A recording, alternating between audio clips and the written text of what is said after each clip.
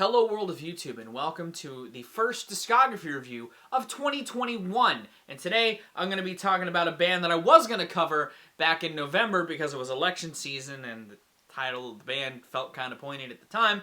But given that time of the year was really riddled with controversy and a lot of shit, I just decided to push this off until things sort of settled and we reached January for Inauguration Day, where thankfully we did swear in a new one of these. The 46th President of the United States. And I figured in celebration of that, I would talk about the Seattle power pop rock outfit, the Presidents of the United States of America. Now, why would I do this in celebration of what happened? One, because I'm happy of the results of the election personally, but also, if you follow these guys, their politics line them a little more on the left side of the field, so it makes sense to talk about them now as opposed to if, you know who stayed in office. But these guys, most people in the general populace would probably know them for two songs, those being She's Love Peaches. Those two songs and the band themselves actually being covered in a buddy of mine Crash's video that he made on Two Hit Wonders last year, which kind of, sort of, in a small way, sort of planted the seeds for me to want to talk about this band, because while I do know them for those two songs, I am also of a generation, and some of you may be in the same camp, where I also know them from George of the Jungle. Man, they'll complicate them, make video, kill the radio star. My day with the president's daughter. Ohio. But that's beside the point.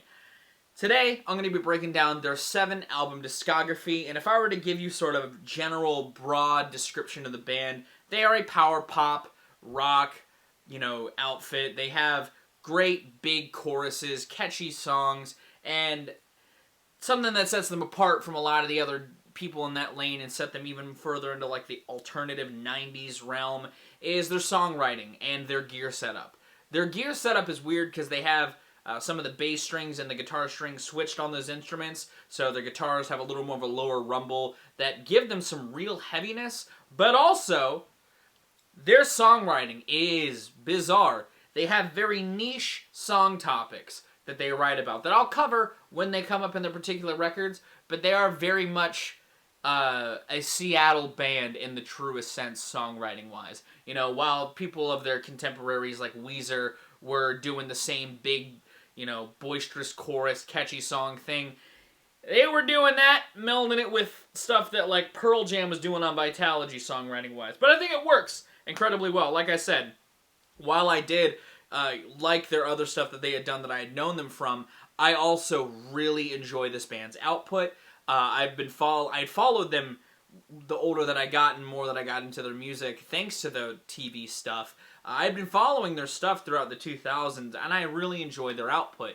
And that's why I also wanted to talk about them today. And the same thing that I did with The Offspring, I have a soft spot for a lot of this band's catalog, so I figured I'd talk about them today, rank their 7 records, give you a roadmap. Let's go ahead and get started. When the winter comes, you'll be a slow fly. Now, don't let this album's placement on the bottom deter you from it whatsoever. Their last record, Kudos to You, is still a solid-ass record. The only reason why it's sitting on the bottom, I just don't spin it as much as anything else in their catalog. There are still great songs here that I enjoy, like the opener Slow Fi, Crappy Ghost, even some of the other tracks that have a little more twang to them, like Ohio, I really enjoy. This placement sort of justifies another record that I'll talk about later, that's sort of ambiguously tied to as an album. But Kudos to You actually is an interesting release in general. The band's previous album, These Are the Good Times People, even sort of feels more like a final record to the band. This was a kickstarted record, or not kickstarted, it was a crowdfunded project that saw them just pulling together a bunch of old songs with some new ones thrown in the mix, and creating the sort of album-like experience out of it, similarly to what I did with the B-Side You sessions last year. But I mean, some of these songs, like Good Morning Tycoon, Stay With Me, and Slow Slow Fly actually come from their singer Chris Ballou's solo work and was reworked into to include the entire band. And even Finger Monster, which is another great tune, and sonically you can tell feels like an earlier slice of the band's sound, has been in the band's rotation since the 90s. You know, this record has a sort of compilation feel, but unlike the other record that has more of a compilation feel, I don't feel like this as a whole has as many heavy hitters. There's still a lot of good stuff here, and again, if you like the band's sound, if you've listened to their other stuff, and you find your way drifting towards this eventually, I don't blame you. If you enjoy their sound and you want more of it, this is a good place to end up. I just personally think it's lesser than everything else they've done. I don't think it's as good of a send-off as These Are the Good Times is either. It just more feels like a sort of treat for the fans, and it sort of feels like that given it was a crowdfunding experience, and you know, all the songs again are older for the most part. Even the track Flea vs. Might is a reworking of the theme that they did for the Seattle Seahawks back in the day. So this just, as a whole, just feels like a love letter experience. And as a guy who loved this band for so long, I do enjoy this project, but I could see someone not initially vibing with what this record's going with what this record has going on for it. I feel like this is a point of curiosity for sure if you've liked other records that I've recommended you check out first, but I don't think it's a good starting point. And I also just think as a whole it doesn't have the same consistency that their other records do in their catalog. Tiger Bomb, she is one now this record's kind of a return of sorts, because this is them coming back after a breakup in the late 90s and pulling together a sort of comeback record, even though again it's sort of a typical album cycle to come back a few years later. But the one thing that sets this record back, personally, even though I do love a lot of this record, like the opener Tiny Explosions that leads really well into Nothing But Love, which has the sort of same sentiment that the band just carried out in some of their 90s material, and having great slower paced moments like Tire Bomb, and some fun sort of tongue-in-cheek stuff like Jazz Guy. What sets this record back for me, even though the songs slap more than they do on Kudos to You, is their setup. On this record, it's the only record in their career like this, but they abandon the guitar bass, or the git bass guitar setup, and they just have regular string setup on their guitar and bass. And when listening to their discography, you can tell something's missing, because even though they inject some like even more piano stuff and some fun accompaniment changes, it's missing something that felt so intrinsically tied to this band. And it's that low rumble in the guitar, the bass just doesn't have the same sound to it. The sound just feels a lot more normal. And that ultimately is what puts this record so low on the totem pole for me. You know, I still enjoy a lot of this record, and I feel like as a whole, it's a lot more concise than Kudos to You.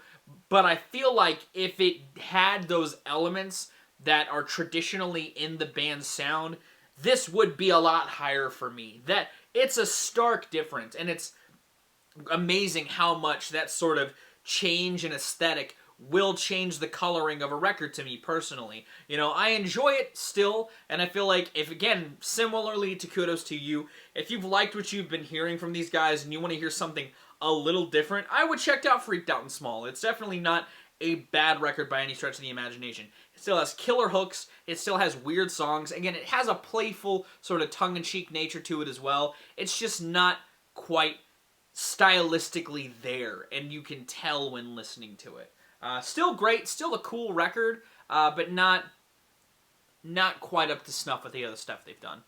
I dig my toes into the Pacific. Now, this was the record that was sort of like ambiguously like, is it a record? Is it a compilation? And the only reason why I'm talking about it in the context of it being a record is because even though this project as a whole either has soundtrack stuff like their Video Killed the Radio Star cover, their Man, Opposable Thumb, which was in Good Burger, Cleveland Rocks, their cover of Cleveland Rocks is on here as well, and they have like reworkings of other songs like their lounge version of Tiki God from their second album. Kudos to You exists, which has sort of a compilation feel, and even on their debut, they were bringing in covers and making them work in the sound that the band had going forth. And I feel like those two components alone justify this as a record itself. And plus, it kind of has the flow of a record. I could sit down and listen to this and enjoy it like I would any other record in their catalog. And honestly, I feel like it's a pretty tight listening experience. You know, sans some of the live cuts that they throw in here to make it feel more like a compilation. But with streaming platforms, that's not an issue anyway. But I like what's here a lot. I love their cover songs. I think they're a really good covers band, and I feel like, again, their sound, like their guitar bass setup, makes some of these covers sound really, really cool. Their Cleveland Rocks cover is incredible, and I really like their Video Killed the Radio Star cover as well. And I like the non-cover stuff like Japan and Sunshine as well. Those are really good. Just, again, typical sort of Presidents of the United States of America tracks. And man, Opposable Thumb is a tight-ass song that has some real heaviness in its production and in the instrumentation itself. That is, again, classic Presidents. But this is a great experience, and I feel like if you enjoy their first record, or you've listened to their second record, or even, well, actually, really those two, if you like those records and you want to hear more of some of the stuff that was going on sonically during that era, listen to this. It's a good stepping stone experience, you know? Again, not necessarily an immediate get-to point, but I feel like if you enjoy the band enough, you should listen to this, because it just has more of what made them great, and some really cool ideas thrown in the mix as well that would also play into stuff that they did on Freaked Out and Small. It's a cool little record that initially was their last album as a band that I feel like isn't the worst thing to end your career off on the first time, but I'm glad that they did pillage forth and make some records, because there's some records above this that I enjoy a hell of a lot. She's a mixed up son of a bitch, yeah! Like their 2008 record, These Are the Good Times People. I actually loved this record when it came out, because I had, you know, again, was following this band through the 2000s, and I had seen them drop the music video for Mixed Up Son of a Bitch, and I fell in love, because it felt a lot like a continuation of the sounds planted on the record that came out before this, that you'll hear me give some huge praise to in a couple of spots. But I liked that they still had that President sound. It just felt really well utilized on this project. It has a lot of what you'd expect from these guys. It's got bug songs like Ladybug and Truck Stop Butterfly, which have a little more of a twang to it. Again, something that they would play with a lot on records like Pure Frosting and Freaked Out and Small, and even on Kudos to You. That sort of twangy style has been sort of a prevalent stylistic choice in at least parts of their records, and it's still present here. It's got some real just stomping, good, catchy chorus work like on Rot in the Sun and Mixed Up Son of a Bitch. And some of the grooves like on So Low, So High and the closer Deleter are just so tight-knit. It's the band firing off on all the cylinders that I really enjoy, just with another record that feels like a notch on their belt as a whole. I think this record is great. If you love Everybody, I would definitely listen to this immediately after, because they're good sort of companion records to each other. Again, just does everything the band does well, while even having some sounds and some songwriting ideas that date back to their earlier stuff. It's like a bridge between the old and the new in a sort of sense. I dig it a lot. I think this is, again, like Pure Frosting, a good stepping stone experience. I feel like it is essential to get to eventually. You just don't need to start here. I will survive in my 5. Now, their second album, Presidents of the United States of America 2, is a great companion piece to their first record. It saw them polishing up their sound just a little bit without losing some of that fuzz and that funk, at least drudginess, that coated their first album and made it sound that much heavier. It still has that 90s coat to it that I think works incredibly well, and I feel like if you like their first record, it is a good companion piece, because they up the chorus work a little bit more on here, like the opener, Ladies and Gentlemen, Mach 5, Lunatic to Love, which has this great sort of breakdown to it. It's got a good sort of twist on their sort of groovier tendencies. Lip is the same way. Like I mentioned before, their track Tiki God actually debuted on this record and has a good sort of energy to it and a good vibe to it. That, again, that bass rattling that I love from this band is super present on here like it was on their debut. They also just have good ways to kick up the energy in ways that were kind of adjacent to what their first record was going with. Like on Tube Amplifier or Bug City, which again, Bug City, throwing in those creepy crawly buggies into their lyrical threads that again, that sort of continues the staples of the first record, that or at least creates staples that the first record cemented as a foundation incredibly well. Again, sort of an immediate listen after the first record. If you start with that, jump right to this. You'll just have a blast of a time coasting through those two records. Bigger choruses, again, a little bit of a tighter production that doesn't necessarily sound too clean or too much like an upgrade. It's just another batch of really good songs that have that same songwriting touch that coded the first record, and it's just as weird and quirky with that 90s sheen.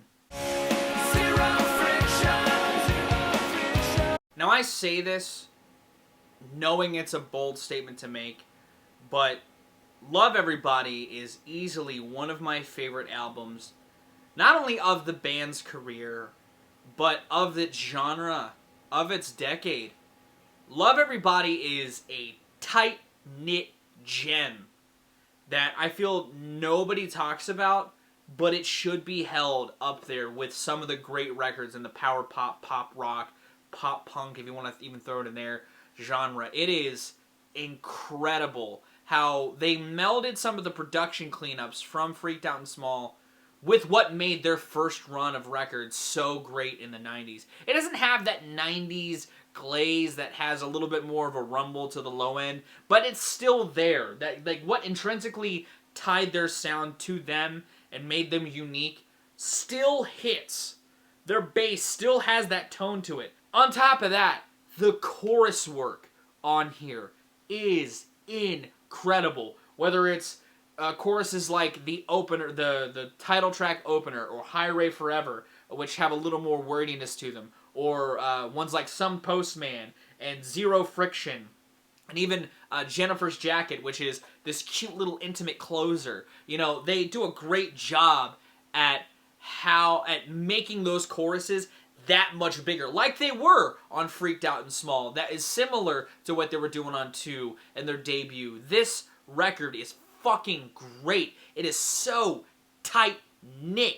You know, the instrumentation is incredible. Like the lead riffs and the grooves that they settle in are so good. Even a track like Surfs Down, which is a little more of a laid-back cut, fits really well at the point that it comes in on the track listing. I love this record. And it even still has some of those weirder songwriting things that were on those first two records, like Some Postman, a track that's about a mailman stealing people's love letters and maybe jerking off to them. It's a little skeezy, but it's also kind of weird. Or a track like Monkey River. The record itself just has this bright, shiny optimism that doesn't feel abandoning of their old ways. It just feels like it's bringing it up to a contemporary, or at least contemporary at the time, sense. It is incredible. An underrated gem in general, but definitely in this band's catalog. When people talk about this band, I'm quick to bring up this record because it transcends anything that might have pigeonholed them with their 2 hits that they had in their belt, or any of the TV stuff that I liked when I was a kid. When I found this record, I fell in love. And I'm happy to spread that love to you, because we should all adore Love Everybody, in my opinion. Incredible release. Again, tight, energetic, great chorus work, just great in general. Worth your time. If you are a fan of this genre, and you don't necessarily like some of the weirdness from the first 2 singles, maybe listen to this. Start here, and then work around. If you like stuff like Weezer, start here, and then work around the discography, because it's just incredible, in my opinion. Little Dune Buggy in the sand. Now, while I was this close to putting Love Everybody at the number 1 spot, I genuinely was. I re-listened to their debut, and I just couldn't help but really love what they're doing on here. While, again, they had weird songwriting stuff on the second album with stuff like Tiki God and Bug City, and they were, again, sort of expanding on the weirdness that was started on this record. I really like the weirdness that's here. Kitty and Peaches, songs that could easily be just filled with sexual stuff.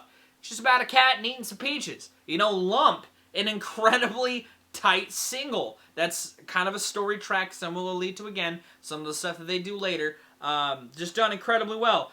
Dune Buggy. There's a track about riding a dune buggy in the sand. It's simple in some regards, but it's so effective at how great it is. It also showcases how great they are as a cover band with their cover of Kick Out the Jams, which, again, their setup helps enhance the sounds on Kick Out the Jams so incredibly well. I like this record a hell of a lot. It has that twang that they toy with on These Are the Good Times and their second record. It has everything that makes this band great, but coated in this 90s sheen with that low end rumbling its most. You know, those choruses hitting in a way that's a little different than other choruses that are similar to choruses of its era with its like gang vocals and stuff. I adore this debut. I think that it's another good starting point. If you don't mind a little 90s weird, I would start here. You know, I'd honestly start here and hit the second record and then work around, maybe to Love Everybody, and then to These Are the Good Times. If you don't start with that record, you know, it is just a delight of a record that I feel like, again, understandable why I put them on the map, because those singles are fucking huge, but should not be the only points that you listen to, because while the songwriting stays weird on this project, the production feels like it goes in line with some of those ideas incredibly well. This band knows what they're doing. They know if they're writing a pop record, they're going to make the production fit that more. When they're wanting to write the sort of alt-rock, weird, sort of still catchy pop rock, they're going to make it sound like this, and it works incredibly well. I love this record. I think that it's another gem of its era. Lesser so than Love Everybody, because people at least know of some of the tracks from this record, but it definitely does kick their career off on the best foot IMO. It shows that they're going to be really tight-knit musicians that can get a good groove in there, whether it's energetic or slow and funky. They're going to have some great chorus work, and they're going to have some cool songwriting ideas. And that's why it's probably the best starting point in their entire career, as it was for me personally. And that's going to do it. That's going to be my discography review for the Presidents of the United States of America. Did you like this review? Give it a like. Have you listened to this band? What's your favorite record or song in their catalog? Let me know in those comments down below. If you did like this video and you want to see more of my content, be sure to subscribe. Special thanks to my patrons if you want to join their ranks to get early access to content, exclusive content, or to help drive the community. It's linked in the description. If I didn't say like the video, give it a like as well. It always helps to spread the word around. I'm going to get out of here. I've been Valrack. You guys are getting his live situations, and I'll see you another day.